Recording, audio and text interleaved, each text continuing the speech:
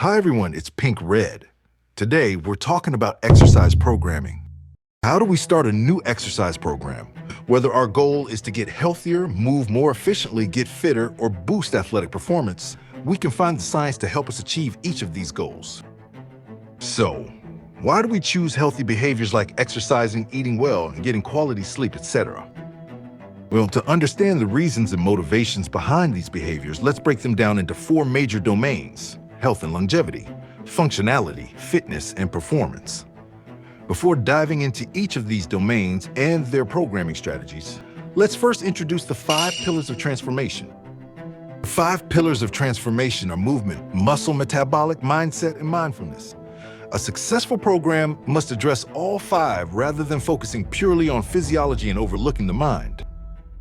Prior to programming, quickly run through health assessments, postural assessments, movement screens, mobility testing, and other related physiological assessments. Thereafter, we can jump into exercise programming. For health and longevity, the programming focuses on behaviors that drive physiological changes aimed at improving both quantitative and qualitative measures of health. Key areas often include weight management, cognitive function, overall wellness, and reducing morbidity and mortality. In other words, reducing the risk of sickness and death. As we all know, the benefits of a physically active lifestyle are well identified. In fact, research shows that even a single bout of activity can have significant measurable benefits. That is to say, although the World Health Organization recommends 150 to 300 minutes of moderate intensity activity or 75 to 150 minutes of vigorous intensity activity each week, a single bout of activity can provide immediate benefits and quite easily lower the barrier to entry for exercise or physical activity. Furthermore, the benefits of exercise generally exceed those of general physical activity. And for the most part, the more we exercise, the lower our health risks become. Exercise is awesome, yet it isn't the primary driver of weight loss. For long-term weight management, combining proper nutrition with exercise is key. Begin by focusing on quality over quantity. For instance, instead of merely cutting back on how often we eat fast food, opt for healthier menu items to improve overall meal quality. Again, exercise is awesome. Both cardio and resistance training are essential. Beyond that, NEAT, non-exercise activity thermogenesis, which is energy expenditure during activities that are not part of a structured exercise program, like fidgeting, standing, and tapping feet, is another area extensively studied for its impact on health and longevity. To increase NEAT, it's important to be creative and manipulate our sit-to-stand ratio. For example, a standing workstation or quick activity breaks during each sedentary period are both great strategies. Other areas of our daily life that can boost NEAT include sleep, leisure, occupation, transportation, household activities, and so on and so forth. Leisure activities, for instance, generally include aerobic and muscle-strengthening exercises, and combining diet with cardio and resistance training is the most effective way to lose fat while preserving muscle mass. For cardio, intensity is often determined by heart rate, rating of perceived exertion, RPE, or the talk test. For resistance training, it's recommended to target all major muscle groups at least twice a week while prioritizing movement quality over quantity. That is, proper form over training volume. Remember, always start easy when beginning an exercise program, focusing on progressive overload and avoiding regression, as it can lead to negative psycho-emotional impacts, including a perception of failure and a diminished exercise experience. All right, for functionality, the programming focuses on behaviors that enhance the overall capacity to perform desired or necessary tasks without limitation, restriction, or pain. One key area is restoring the ability to carry out activities of daily living, ADLs. Humans are movers. Movement is essential for survival. Those who stay active tend to live longer, while those who remain sedentary often experience chronic injuries and discomfort such as low back pain, knee pain, or shoulder pain. This compensated functionality is referred to as dysfunction or dyskinesis, with common examples including foot pronation, knee valgus, slouching, and forward head posture, all of which increase the potential for injury. Therefore, before programming for functionality, a series of quick assessments is crucial. Again, the typical flow begins with health risk assessments, followed by static postural assessments, then movement screens, mobility assessments, and finally, any additional physiological assessments. Once movement compensation is identified, we begin the movement preparation with corrective exercise. A systematic approach that includes myofascial techniques, lengthening/stretching techniques, muscle strengthening/activation, and integrated movement to enhance coordination among different muscle groups. For example, a corrective exercise sequence for the upper extremity might include core training, thoracic mobility exercises, scapular stabilization, various shoulder movements. The lower extremity sequence might include foot exercises, lower leg strengthening, squats, single leg patterns, and lunges. Next, fitness programming. Physical fitness encompasses two sets of parameters. Health-related parameters, which include aerobic capacity, flexibility, muscular strength, muscular endurance, and body composition. And skill-related parameters, including balance, agility, coordination, reactivity, power, and SAQ, speed, acceleration, and quickness. In general, fitness refers to any form of activity that brings about a general improvement in at least one health-related parameter. When it comes to training, there are various phases throughout an exercise program. A typical muscle adaptive response might look something like this. A shock phase followed by an adaptation phase, then a plateau followed by a progression, another plateau, and further progression, or potentially exhaustion if the plateau continues.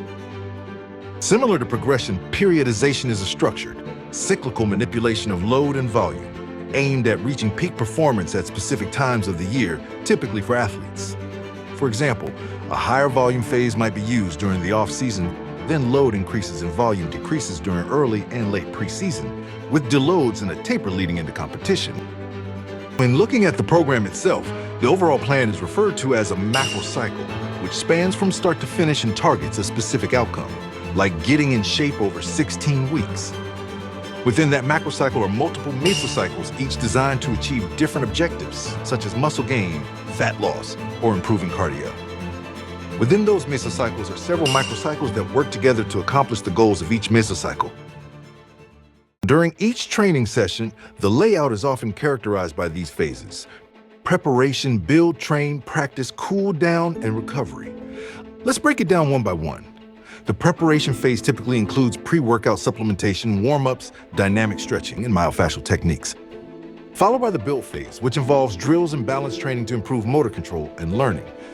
The train phase is dedicated to conditioning, with the practice phase focusing on rehearsing specific scenarios or plays.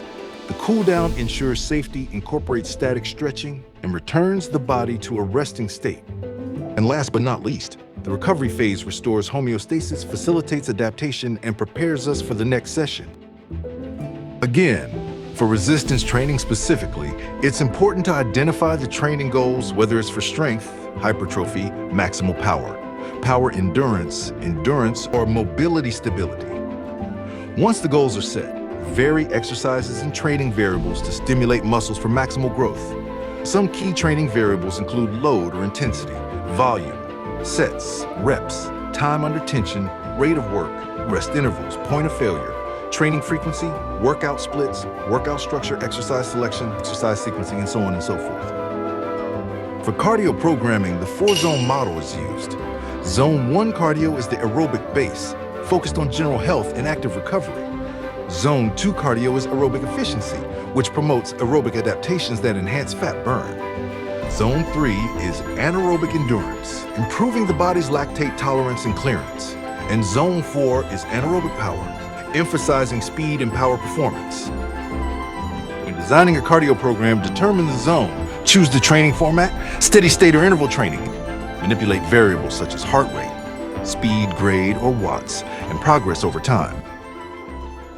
Finally, when programming for performance, the focus is on specific training and conditioning designed to improve multiple health and skill-related parameters of physical fitness. This can include athletic performance in sports or occupational performance in fields like the Navy SEALs, firefighting, or construction workers. Sports conditioning is specialized training based on sports science principles to optimize movement and prepare the body for competition. It encompasses physiological functions such as hydration, fuel utilization, anaerobic energy pathways, and cardiopulmonary capacity. neuromuscular factors, including motor control and learning, muscular power, and mobility. Psychological factors, such as attentional focus, motivation and stress management, and environmental considerations, including equipment, climate, and coaching strategies. Speaking of physiological function, as you might already know, during lower intensity exercise, the body primarily utilizes fats as fuel. As exercise intensity increases, the body relies more on carbohydrates for energy. When it comes to training the anaerobic energy pathway, the phosphagen system serves as the initial energy source, providing a rapid burst of energy during the first few seconds of an event. Shortly after, the body transitions to the glycolytic system to sustain activity for the following seconds. For exercises lasting longer and involving continuous work for minutes, the body eventually shifts from the anaerobic to the aerobic system, burning more fat in the mitochondria than carbohydrates, so to speak. Additionally, as sports conditioning requires not only physical strength, but strong mental resilience, understanding key concepts in sports psychology, such as arousal anxiety level and performance, can be beneficial in helping athletes mentally prepare for competition. In sports psychology, motor control and learning are key topics of discussion. Motor learning is generally divided into three main stages. The cognitive stage, where an individual tries to understand movements by gaining information through their senses. Movements at this point require a great deal of conscious effort and a large quantity of practice to progress to the associative stage. At this stage, the basics of movements are pretty much understood, but occasional errors still occur, and conscious effort is still required. At this point, the quality of practice becomes crucial for refining movements and improving consistency. Finally, in the autonomous stage, movements become subconscious and automatic. In other words, they become muscle memory and feel natural to us. Familiarizing ourselves with all these aspects of sports conditioning before diving into needs assessments, program design, session layout, and specific training for power, compound lifts, Olympic lifts, and SAQ help ensure a well-structured and successful performance program. In the end, the reasons people choose healthy behaviors vary from person to person. Identify the domain or domains you want to focus on, assess, and program accordingly. Remember, there is no single perfect exercise program that fits each and every one of us. Figure out what works best for you, apply the science, and take your training to the next level. And as always, have a great workout.